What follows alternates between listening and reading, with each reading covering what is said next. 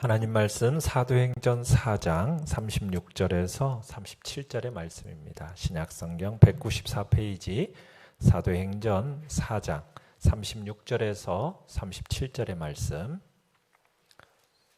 우리 한 목소리로 같이 읽도록 하겠습니다. 시작.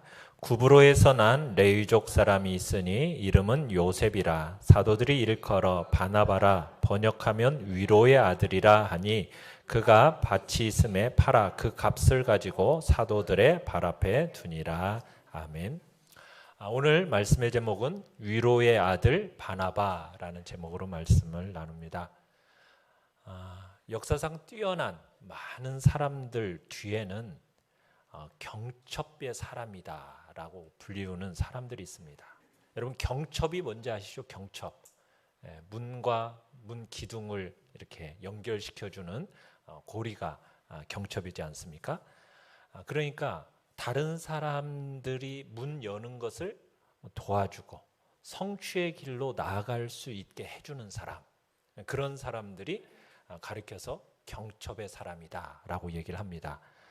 때때로 일을 성취하는 사람들은 그들을 뒤에서 이렇게 밀어주는 사람들보다 더 뛰어나게 되는데, 이게 이제 경첩의 사람, 또 이제 전문 용어로 표현하면 멘토, 요즘에 뭐 멘토라는 단어들을 많이 사용하는데 그런 멘토들이다라고 할 수가 있습니다. 그런데 바로 이 구브로 출신의 요셉이라는 사람이 바로 이런 경첩의 사람이요, 멘토 같은 그런 사람이다라고 불리워집니다. 오늘 본문 36절을 다시 한번 읽어보도록 하죠. 시작. 구브로에서 난 레위족 사람이 있으니 이름은 요셉이라. 사도들이 일컬어 바나바라, 번역하면 위로의 아들이라 하니. 자, 여기 보면 모든 사람이 친구들이 붙여준 의미심장한 이름을 가지고 있는 건 아니에요. 그런데 이 요셉이라는 사람은 다른 사람들이 오히려 개명시켜줬어요. 이름을. 요셉 대신에 이름을 뭐라고 개명시켜줬습니까? 바나바. 그러니까 이 바나바라는 사람은 그 탁월함에 있어서 어떤 지적인 부분이라기보다는 어떤 감성적인 부분에 있어서 아주 뛰어난 사람이었다라는 것을 보여줍니다. 그러니까 다른 사람들을 도와주는 데 있어서, 돕는 데 있어서 아주 효과적으로 잘했던 사람. 그래서 그를 가리켜서 바나바. 바나바는 의미가 뭐라고요? 위로의 아들이라는 뜻이에요. 위로의 아들.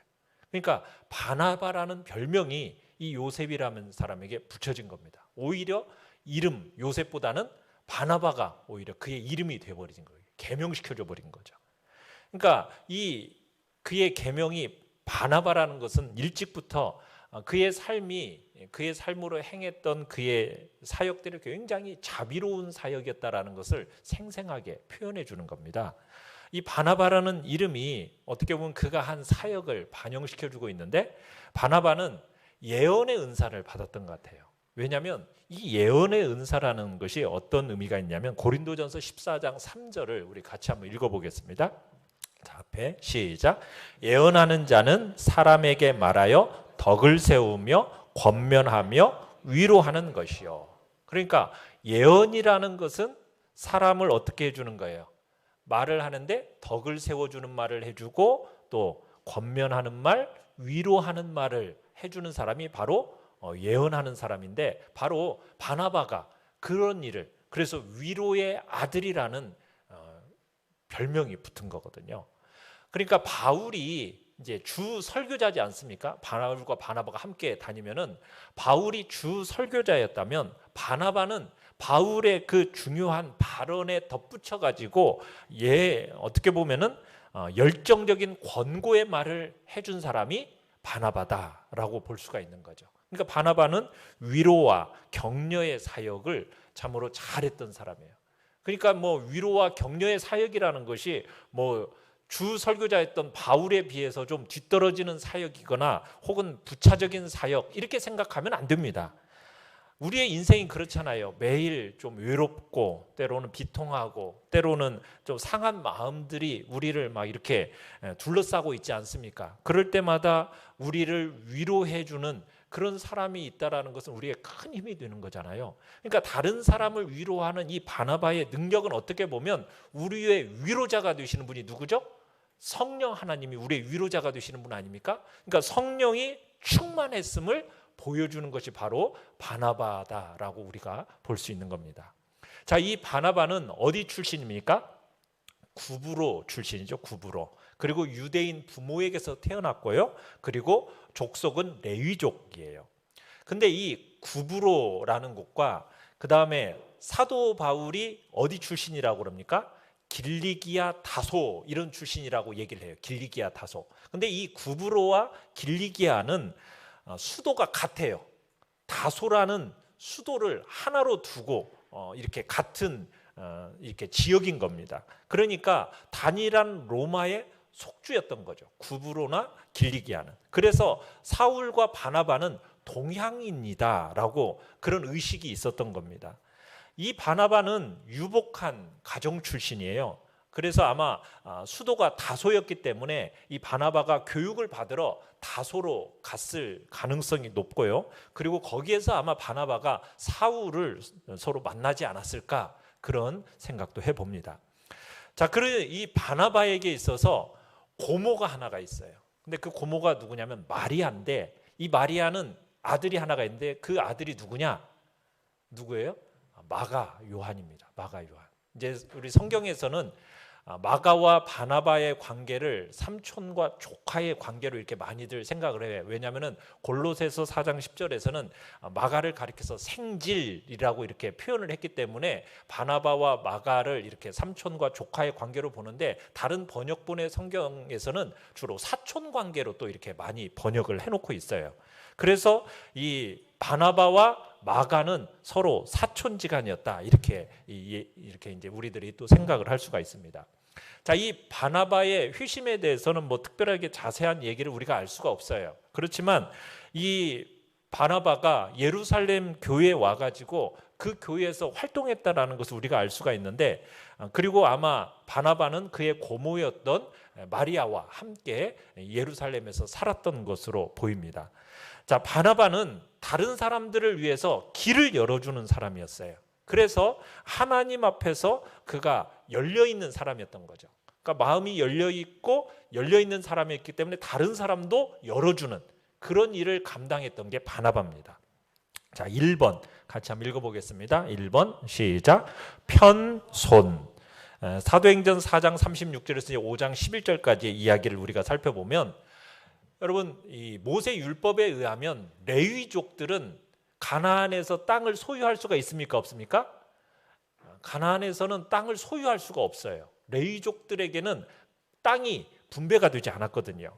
자, 그러면은 구브로의 이 바나바가 땅을 팔았다고 그러잖아요. 그래가지고 판 땅의 돈으로 이렇게 헌금했다라는 얘기가 나오는데, 그러면 이 땅은 어느 땅이었느냐? 아마 구브로에 있었던 땅으로 봐요. 그래서 그 구브로에서의 땅을 팔아가지고 그 판돈을 가지고 예루살렘으로 왔던 거죠. 그리고서는 그 당시 예루살렘 교회에서는 신자들이 가난한 사람을 돕기 위한 자신들의 재물을 아낌없이 그렇게 내놓는 일들이 전개되고 있었어요. 어떻게 보면은 물질적인 청지기 책무에 대한 회복이 일어나고 있었던 거죠. 그래서 바나바는 자기가 땅을 판 그 모든 돈을 주님께 드립니다. 어떻게 보면은 바나바의 그리스도인으로서의 이런 도량이 큰 행위를 볼 때 좀 호쾌한 성품을 가진 사람이었다라고 우리가 엿볼 수 있는 거죠. 그런데 여러분, 이 땅을 팔아서 주님 앞에 드렸다라는 것은 여러분 이게 쉬운 일이 아니에요. 우리가 생각해 볼 때 옛날에 정말 자그마한 땅 하나라도 소유를 하고 있으면은 그 땅을 어떻게 해서든지 대대로 이어서 결사적으로 지키려고 하는 것이 이게 동방 사람들의 생각이거든요. 자, 그런데 바나바가 이 땅을 희생했다라는 것은 대단한 것입니다. 그러니까 자기 어떻게 보면은 경제적인 독립을 포기했다라는 것을 의미하는 거예요. 그러면서 바나바는 자발적으로 아낌없이 이렇게 드림으로써 그 당시에 이제 예루살렘에서 시작된 그 유아기 교회라고 할 수가 있는데, 그 예루살렘의 교회에 이제 특출한 인물로서 바나바가 등장하게 됩니다. 그런데 이렇게 성령이 일할 때마다 사탄이 또 가짜들을 만들어내기 시작하잖아요. 자, 이런 경우에 누가 등장을 하느냐? 5장에서 아나니아와 삽비라 부부가 등장을 하는 거예요. 그러니까 아나니아의 이 마음에 부정적인 경쟁 마음을, 그 의식을 심어 놓은 겁니다, 사탄이. 그러니까 지금 누가가 바나바의 이 사건, 바나바가 하나님 앞에 땅을 드린 것과 아나니아 삽비라가 이렇게 부부가 이렇게 하나님 앞에 드려지는 이것을 나란히 기록했다라는 것은 지금 아나니아 삽비라가 바나바의 이 일을 모방하려고 했다라는 것을 말해주는 거예요. 그러니까 바나바가 할 수 있는 일이라면 아나니아와 삽비라들도 자기들도 할 수 있다, 더 잘할 수 있다, 이렇게 생각한 거죠. 최소한 그들이 더 잘할 수 있는 것처럼 사람들에게 보여야겠다라는 생각을 했던 겁니다. 여러분, 이 아나니아 삽비라가 땅을 팔았을 때 여러분 그 판돈을 그냥 자신들이 다 가질 수도 있는 거예요. 또 헌금하고 싶은 만큼만 헌금해도 되는 겁니다. 그럼에도 불구하고 이 아나니아와 삽비라는 바나바처럼 자신들도 다 가져왔다는 어떤 인상을 교회 내에 보여주고 싶었던 거죠. 그래서 이제 성령을 속이고 이렇게 하나님 앞에 다 드린 것처럼 이렇게 했을 때 결국에는 이 아나니아와 삽비라가 죽임을 당하게 된 겁니다. 자, 결국에는 이제 이 바나바는 하나님 앞에 모든 것들을 드림으로 인해서 어떻게 보면은 물질적인 욕심의 부분에서 이제 정말 하나님 앞에 자유함을 가진 사람이다라고 볼 수가 있어요. 이 부분을 신자들이 인정을 해줍니다. 그래가지고 바나바가 하나님의 명령대로 이제 구제 헌금을 가지고 갈 수 있는 착한 사람이라는 것을 신자들도 알게 된 거예요. 그래서 사도행전 11장 27절로 30절을 보시면은 우리 같이 한번 읽어보죠. 시작. 제자들이 각각 그 힘대로 유다에 사는 형제들에게 부조를 보내기로 작정하고 이를 실행하여 바나바와 사울의 손으로 장로들에게 보내니라. 그러니까 바나바의 손을 통해서 이제 어려운 사람들에게 구제 헌금을 보내주는 통로가 되게 한 거죠. 그러니까 자기 자신의 재산을 이렇게 다 나누어준 바나바가 어려움에 빠진 사람들에게 다른 사람들의 구제물을 나누어주는 이 기쁨을 맛보았다라는 것은 어떻게 보면 참 이 사실 자체가 유쾌한 기록이다라고 할 수가 있겠습니다. 자, 2번 시작. 열린 문. 자, 사도행전 9장 26절로 27절을 우리 같이 한번 읽어보도록 하겠습니다. 앞에 읽어봅시다. 시작. 사울이 예루살렘에 가서 제자들을 사귀고자 하나 다 두려워하여 그가 제자됨을 믿지 아니하니 바나바가 데리고 사도들에게 가서 그가 길에서 어떻게 주를 보았는지와 주께서 그에게 말씀하신 일과 담대히 말하였는지를 전하니라. 자, 사울이 이제 회심을 하고 나서 예루살렘에 있는 사도들과 교회 지도자들을 만나려고 했어요. 처음 만나려고 했는데 이들이 이 사울에게 문을 열어주질 않는 겁니다. 왜요? 사울이 진짜로 회심했을까? 의심하는 거죠. 지금 사울이 그들을 보고 싶어 하는 것을 이용해가지고 결국에는 자신들을 붙잡기 위한 책략이 아닐까라고 생각하게 된 겁니다. 근데 이제 사도행전 9장 이 26절에 사용된 동사는 지금 사울이 거듭 그들과 합류하려고 노력했다라는 것을 지금 내포되어 있어요. 그런데 사울이 여러 차례 거절을 당한 거예요. 그렇지만 계속 시도를 한 거죠. 참 오늘날 우리는 이 사울을 존경하고 그러니까 이런 상황이 좀 이해가 안 되지만 그러나 여러분들도 그 당시에 그곳에 있었다라면 여러분들도 그처럼 행동했을지 몰라요. 왜냐하면 사도행전 9장이 시작될 때 여러분 회심되지 않은 사울의 모습은 어떠했습니까? 주의 제자들에게 대해서 여전히 위협과 살기가 등등했다라고 표현하고 있거든요. 자, 그러니 이 사람이 회심해서 지금 우리 교회 안으로 들어온다라고 하는 것을 믿을 수 있겠어요, 없겠어요? 이게 믿기가 어려운 거예요. 그러니까 그 사람에 대해서는 문을 걸어 잠그는 것이 안전해 보였던 거죠. 자, 그런데 바나바가 어떻게 하느냐?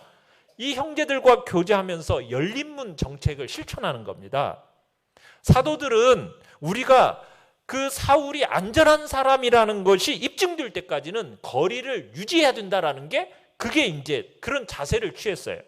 그런데 바나바는 아니라는 거죠.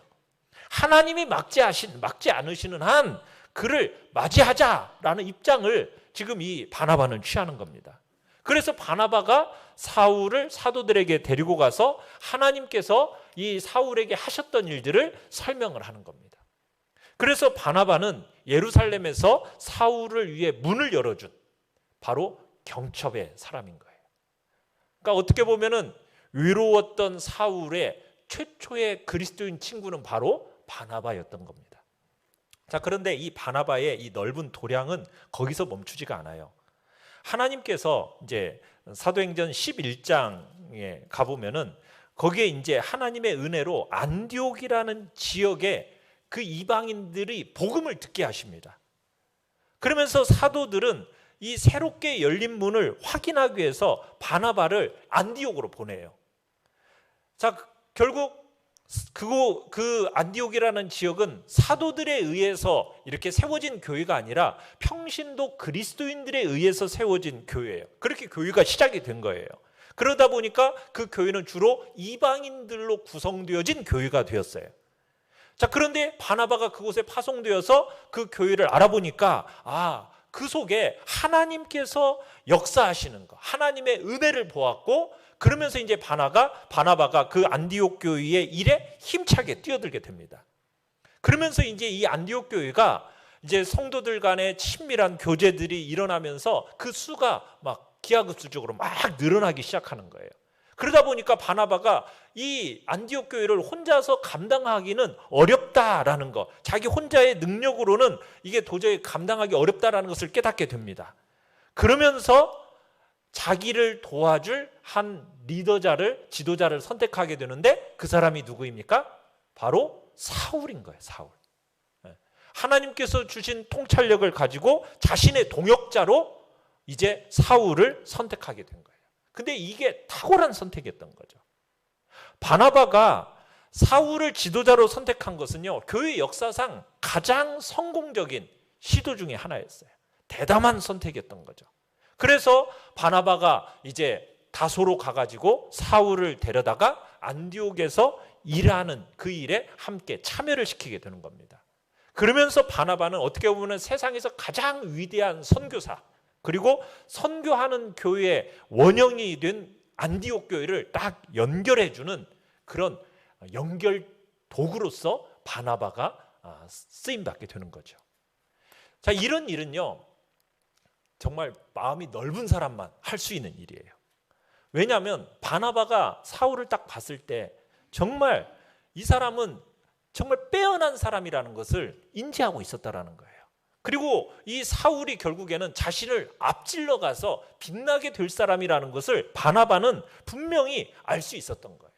그래서 바나바는 하나님의 나라를 위해서라면 나 자신은 기꺼이 조력자로, 내가 조력자의 위치가 돼도 괜찮다, 이걸 받아들이고 사울을 데리고 온 겁니다. 그러니까 비록 사울이 경험은 부족하지만 자기보다도 더 능력 있는 사람으로서, 그 후진으로서 자신의 자리를 내어주는 것에 대해서, 그래서 자기가 어떻게 보면 사울보다도 더 낮아질 수 있다는 것을 생각하지 않고 사울을 데리고 온 거예요. 그러니까 그 마음속에 조금의 질투도 시기심도 없이 자신은 이인자의 위치로 밀려나는 것, 그것을 두려워하지 않고 사울을 데려다가 함께 그 사역을 하게 된 겁니다. 바나바는 아마 이 사울과 초기 교제를 하면서 사울 같은 경우에 아마 대단한 영향을 끼쳤을 거예요. 사울에게, 바나바가. 왜냐하면 바울은 사회적으로나 이 배운 배경이 좀 배타적인 배경이에요. 가말리엘 문화에서 그냥 좀 자기들만의 유대주의적인 그런 곳에서 배웠던 사람이기 때문에 굉장히 배타적인 배경과 훈련을 받았어요. 그러다 보니까 좀 고집불통이고 편협함이 아마 이 사울에게는 있었단 말이에요. 그런데 그런 경향이 너그러운 지도자 바나바를 딱 받아서 훈련을 받음으로 말미암아 그의 성격이나 성향이 굉장히 원숙해지고 좀 더 고쳐졌을 거다라고 보여지는 겁니다. 세 번째입니다. 3번. 열린 눈과 귀. 자, 사도행전 13장 1절로 3절을 한번 읽어보겠습니다. 사도행전 13장으로 가서 같이 한번 읽어보죠. 시작.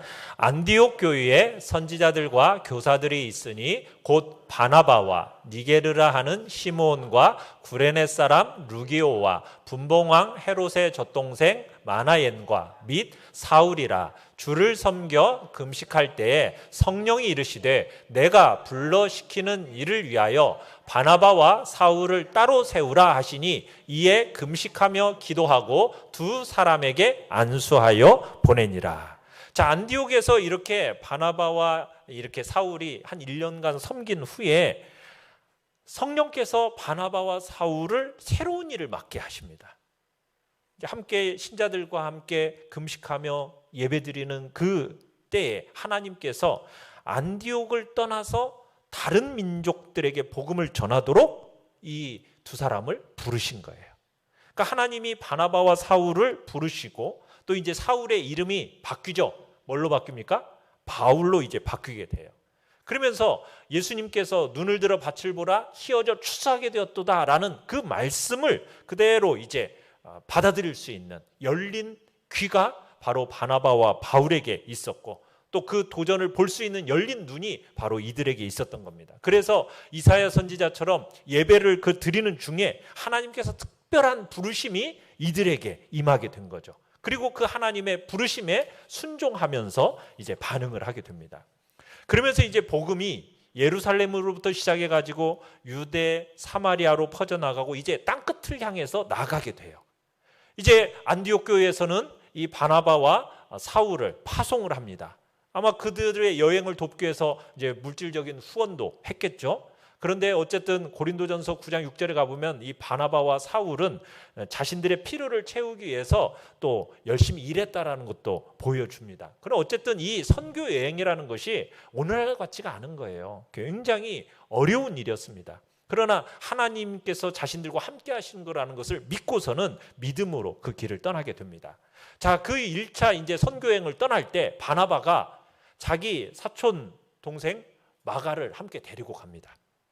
자, 마가는 바나바와 사울이 이 사역에 전념할 수 있도록 옆에서 돕는 역할을 그렇게 해야 됐어요. 그런데 13장 13절에 가보면은 애석하게도 이 마가가 이 바나바와 사울을 떠나버립니다. 그리고 예루살렘으로 돌아가 버려요. 왜 돌아갔을까? 뭐 이런 얘기도 있어요. 향수병 때문이었을 거다. 생각보다 이 선교 여행이 만만치 않았을 거다라는 그런 힘들었기 때문에 돌아갔을 거다라는 얘기도 합니다. 자, 그런데 또 한 가지는 뭐가 있느냐면 여기서 보면은 13장에서 보면 바나바, 사울 이렇게 시작이 했잖아요. 그런데 13장 13절 또 42장 43절로 가보면요. 이제 바나바 앞으로 누가 나오기 시작하면은 바울이 나오기 시작해요. 그래서 바울과 바나바라고 해서 위치가 바뀌어집니다. 그러니까 이 선교팀을 지도해 감에 있어서 제일 처음에는 바나바로부터 시작을 했는데 어느 순간에 보니까 누가 지도적인 위치에 서 있는 거예요? 바울이 지도적인 위치에 서 있는 거예요. 그 부분에 대해서 바나바는 별로 그렇게 마음을 쓰지 않았어요.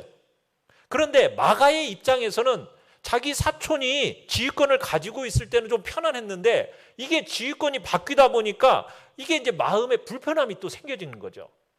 거기다가 마가 이 사도 바울이 전하는 복음은 하나님의 은혜를 강조를 해요.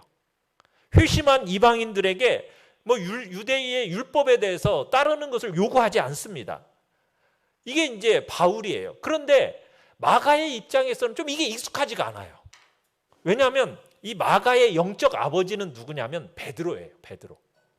그리고 바나바가 또 사촌 형이지 않습니까? 그러니까 베드로나 바나바 같은 경우는 약간 율법주의적인 경향이 좀 있었어요. 율법주의와 좀 타협도 하면서 좀 정도에서 벗어난 모습이 바나바와 베드로에게는 있었단 말이에요.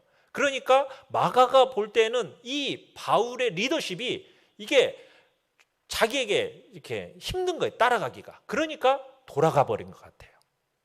어쨌든 그렇게 마가가 돌아갔지만 1차 선교 여행은 성공적이었습니다. 그래서 바울과 바나바는 안디옥 교회에서 이방인들에게 믿음의 문을 여신 하나님 앞에 이제 영광을 돌리는 보고를 하게 되죠. 그러니까 여러분 우리가 눈을 뜨고 귀를 열면 우리는 열린 문을 볼 수 있게 됩니다. 그리고 우리에게 지시하시는 하나님의 음성을 들을 수가 있는 거예요. 바로 바울과 바나바는 바로 열린 눈과 열린 귀를 가진 사람이었다, 우리가 볼 수 있어요. 네 번째입니다. 4번 열린 기록. 자, 사도행전 이제 15장으로 가보시면 15장 1절로 이제 35절에 보시면 이제 바울과 바나바가 안디옥에 남아서 하나님의 말씀을 전하고 하나님이 그들에게 주신 이제 열린 문을 막 활용하기 시작했어요. 그런데 이 원수들이 이게 또 열린 문을 그대로 두지 않죠. 그들이 계획을 하는데 어떤 계획을 하냐? 율법주의자들이 예루살렘에서 이 안디옥 교회로 보냄을 받습니다. 그러면서 이방인들을 향해 열린 문을 막 닫으려고 하는 거예요. 그래서 이 이방인들이 그리스도인이 되기 위해서는 이 율법주의자들이 뭘 주장하는 겁니까? 할례를 받아야 된다, 율법을 행해야 된다, 막 이런 식으로 유대인이 되어야 될 것처럼 막 가르치는 거예요. 그러니까 이제 바울과 바나바가 그 문제를 두고 그들과 이제 격렬하게 논쟁을 합니다. 그리고는 그 문제를 가지고 예루살렘으로 가서 총회가 열리는 거예요. 그리스도 안에서 하나님의 자녀가 누릴 수 있는 자유가 포함된 이 복음의 진리, 이게 이제 위기에 처하게 되니까 안디옥 교회는 그 문제를 사도들과 논의하기 위해서 바울과 바나바와 다른 시자들과 예루살렘으로 그렇게 보냄을 받게 되고, 그곳에서 이제 예루살렘 총회가, 어떻게 보면 제1차 총회라고 할 수가 있는데, 그 총회가 열려지게 됩니다. 그러면서 그곳에서 이제 자유롭게 서로의 의견들을 막 제시하게 돼요. 자, 그러면서 이제 지도자들은 이 전체를 다 문제를 요약해서 결정을 내려야 되는 요구를 받게 됩니다. 베드로가 이제 그러면서 얘기를 해요. 어떻게 보면 베드로는 이방인들에게로 간 첫 번째 사도예요. 그 첫 번째 이방인이 누구였습니까? 고넬료였잖아요. 그죠?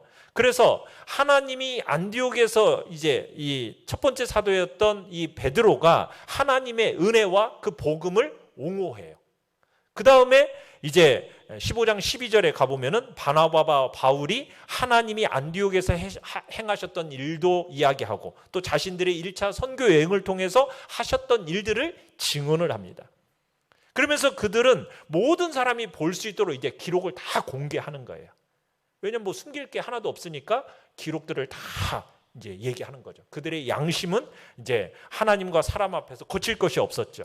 그래서 이방인들은 유대인의 이런 생활 방식을 받아들이지 않고도 구원받을 수 있다. 구원받은 후에 꼭 이 유대인의 생활 방식을 받아들이지 않아도 된다. 이제 이 이야기를 하는 겁니다. 이제 그 부분을 이제 이렇게 예루살렘 총회에서 이렇게 결정해 나가요.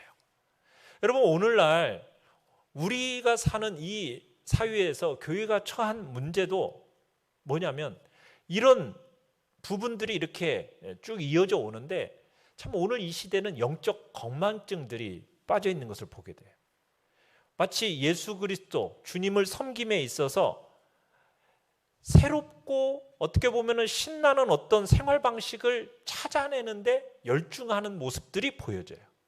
그러니까 사도 시대부터 내려져 오고 있는 단순하고 분명한 원리가 있고요, 단순하고 분명한 방법이 있어요.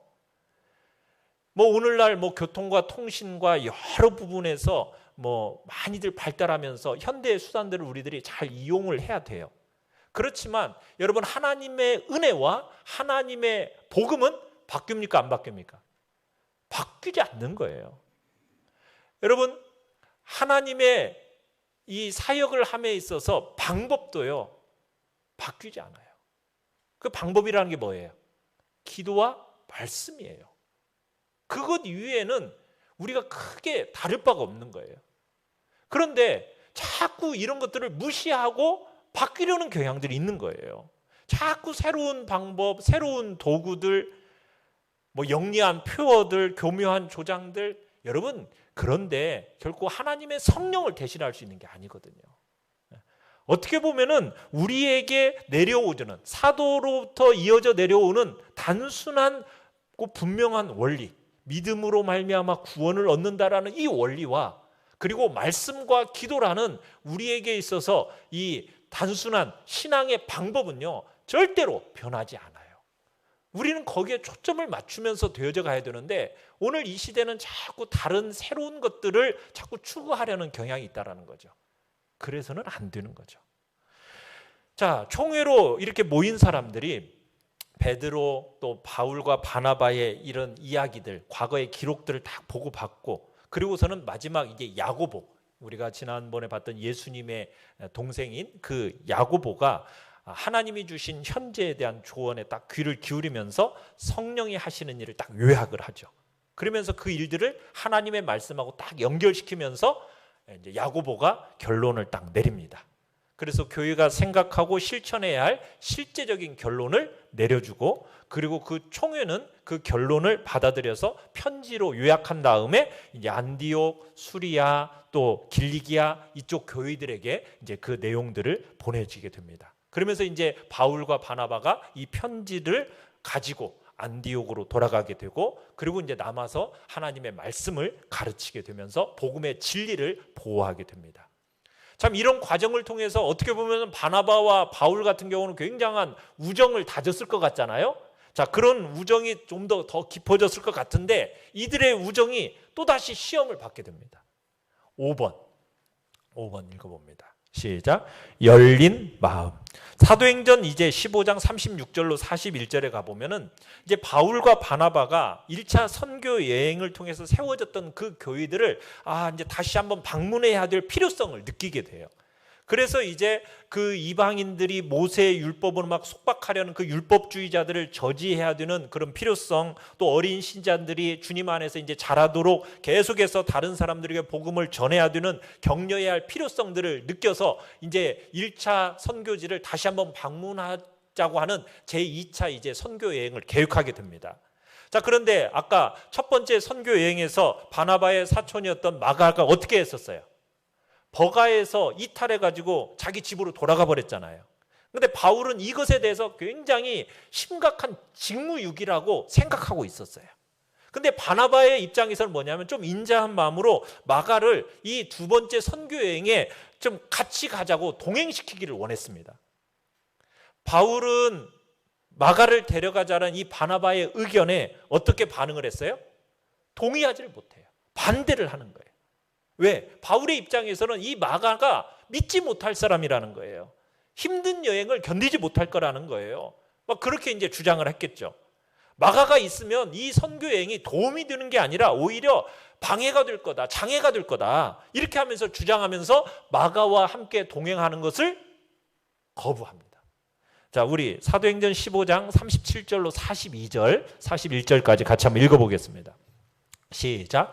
바나바는 마가라 하는 요한도 데리고 가고자 하나 바울은 밤빌리아에서 자기들을 떠나 함께 일하러 가지 아니한 자를 데리고 가는 것이 옳지 않다 하여 서로 심히 다투어 피차 갈라서니 바나바는 마가를 데리고 배 타고 구브로로 가고 바울은 실라를 택한 후에 형제들에게 주의 은혜의 부탁함을 받고 떠나 수리아와 길리기아로 다니며 교회들을 견고하게 하니라. 자, 앞서는 유대인들과 격렬한 그런 논쟁을 했더니 이제는 바울과 바나바 사이에 불화가 생긴 거예요. 심한 격렬한 논쟁, 심히 다투고서는 결국 갈라서 버렸어요. 바울과 바나바는 교리적인 문제에 있어서는 서로 동의했습니다. 교회가 평안하게 하는 일에 있어서는 서로 도왔어요. 자, 그런데 이 선교팀을 운영하는 일에 있어서는 개인적인 차이가 있었는데 그 차이를 극복하지를 못한 겁니다.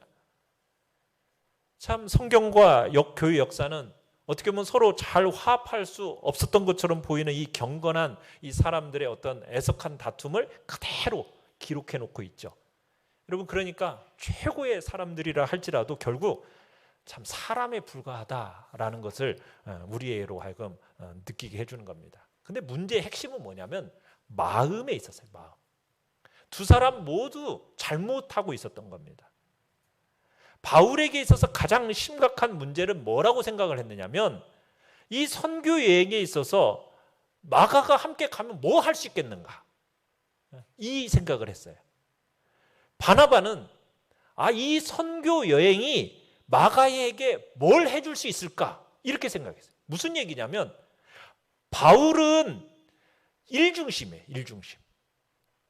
이 일이 잘 되려면 마가가 동참하면 안 돼요. 근데 바나바는 뭐 중심이에요? 사람 중심이에요. 사람. 이 선교 여행을 통해서 마가에게 큰 도움이 될 수 있을 거라면서 마가를 세우려는데 초점을 맞추는 거예요. 어느 게 중요한 거예요? 둘 다 중요해요. 일과 일꾼 모두에게 관심을 가지는 것이 이게 하나님이 가지고 계시는 관심이에요. 하나님께서는 모두가 좀 더 예수 그리스도처럼 되어가기를 바라시는 거거든요. 그러니까 일과 사람을 둘 다 나눌 수 없는 거예요. 함께 가야 되는 문제예요. 그런데 열린 마음을 갖지 못하고 서로 완강했던 거죠.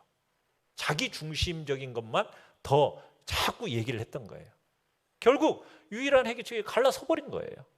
그래서 바울은 그의 동료 실라를 선택해서 선교행을 떠나고 바나바는 자기 사촌 마가를 데리고 자기 고향 구브로로 그 구브로 지역을 향해서 떠나가게 됩니다. 그러니까 누가는 이제 사도행전에서 바울의 이야기를 중심으로 이제 하기 때문에 마가와 바나바의 이야기는 여기서 끝이 나요. 더 이상 이어지지 않아요. 그러나 바울은 이제 그의 생애 말기에 자신이 이제 바나바와 이 마가와 마침내 화해했다라는 것을 우리에게 직접적으로 말을 해줘요. 골로새 교회에 이제 편지를 하면서 바울이 마가의 안부를 이렇게 묻습니다. 전해줘요. 그러면서 교인들이 이제 문제를 해결하는데 도움을 주기 위해서 바울이 마가를 골로새 교회에 보낼 계획임을 보여줍니다. 왜냐하면 골로새 교회에 직접 바울이 갈 수 없는 일은 즉 감옥에 갇혀 있었기 때문에 누군가를 대신 보내야 되는데 누구를 보낼 계획을 얘기하고 있었어요? 마가를 보낼 계획을 얘기했다라는 거예요. 또 디모데후서 4장 11절에서는 바울이 디모데에게 이렇게 말을 합니다. 같이 한번 읽어보죠. 시작. 내가 올 때에 마가를 데리고 오라. 그가 나의 일에 유익하니라. 사랑하는 성도 여러분, 어떤 사람도 결코 포기해서는 안 되는 거죠. 그러니까 하나님은 모세도 그렇고 다윗도 그렇고 요나도 그렇고 베드로도 그렇고 다시 한번 재차 시도할 수 있는 기회를 하나님은 다 주셨어요. 그런 하나님의 방법, 우리가 따라야 할 좋은 본보기인 거죠. 한 번 실패했다고 해서 넌 안 돼. 여러분 누구라도 망칠 수 있는 거잖아요. 우리는 그것을 인정하고 받아줘야 되는 거예요. 그래서 사람을 세우는 데 있어서는 믿음과 인내가 요구가 되는 겁니다. 그러니까 바나바는 참 착한 사람이었고 또 믿음과 성령이 충만한 사람이었으며 끝까지 위로의 아들로서 이 바나바는 남았던 것입니다.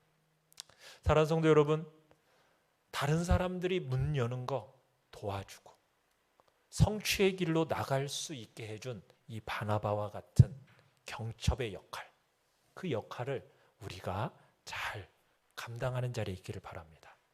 위로해주고 격려해주는 사역. 여러분 이건 뒤떨어진 일도 아니고 부차적인 일도 아닙니다.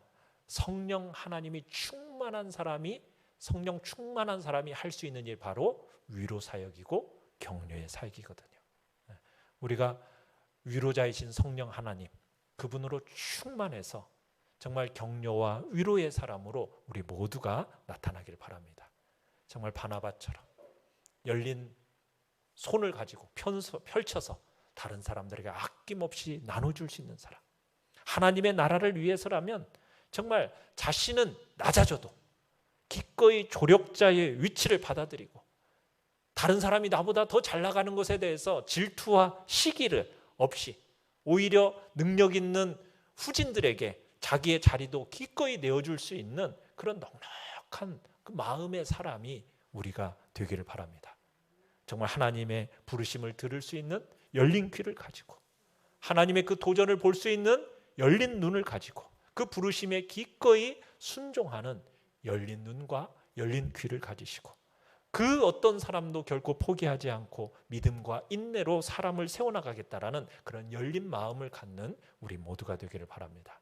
그래서 바나바와 같은 그런 자리에 우리 모두가 있어서 사람들을 세우는 끝까지 위로의 사람들로 우리 모두가 남기를 간절히 축원합니다. 우리 시간 같이 찬양하며 기도합시다. 날마다 숨쉬는 순간마다 내 앞에 어려운 일 보내 주님 앞에 이 몸을 맡길 때 슬픔 없네, 두려움 없네. 주님의 그 자비로운 손길 항상 좋은 것 주시도다. 사랑스레 아픔과 기쁨을, 수고와 평화와 안식을 같이 찬양하며 기도하겠습니다.